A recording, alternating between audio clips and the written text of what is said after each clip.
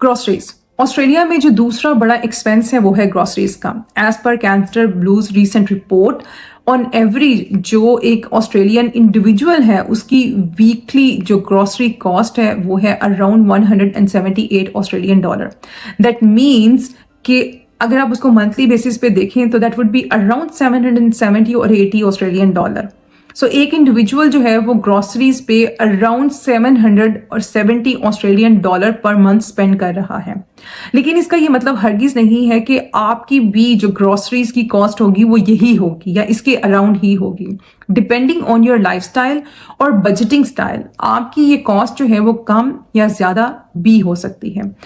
अगर मैं ऑस्ट्रेलिया के हवाले से बात करूं तो 3 बड़े ग्रोसरीज स्टोर्स हैं ऑस्ट्रेलिया में। One is Coles, another one is Aldi and third one is Woolworth.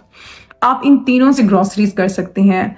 अगर मैं अपनी पर्सनल सजेशन दूं तो आई वुड सजेस्ट कि आप जो है आल्डी से ग्रोसरीज करें, बिकॉज अगर आप सिमिलर आइटम अगर मैं कभी कोल्स या वुलवर्थ से बाय करूं और वही आइटम मैं आल्डी से बाय करूं तो जो बिल की कॉस्ट होती है उसमें अराउंड 30 to 35 डॉलर का डिफरेंस होता है। अगर आप आल्डी से ग्रोसरीज करते हैं तो आपको थोड़ी बहुत कॉस्ट सेविंग ज़रूर होती है। इसके अलावा अगर आप बड़े सिटी में हैं तो मैं ये सजेस्ट करूंगी कि आप फ्रूट और वेजिटेबल्स को हमेशा फ्रेश फ्रूट मार्केट से जो है वो लें। आप सर्च करें, आपको वहाँ पे अपने इर्द गिर्द जो है वो फ्रेश फ्रूट मार्केट जो है वो ज़रूर मिल जाएगी। अगर आपको थोड़ा बहुत ड्राइव करके भी कहीं जाना पड़े तो प्लीज़ गो और हमेशा फ्रेश फ्रूट मार्केट से ही फ्रूट और वेजिटेबल्स बाय करें। आपको काफ़ी प्राइस डिफरेंस जो है वो मिलेगा। इसके अलावा अगर आपकी फैमिली है एंड अगेन आप किसी बड़े सिटी में हैं जहां पे कोस्टको आपको अवेलेबल है, बेशक 30 मिनट और एन आवर की ड्राइव पे है, आप वहां पे जाएं और वहां से बल्क में आइटम्स जो हैं वो बाय कर लें।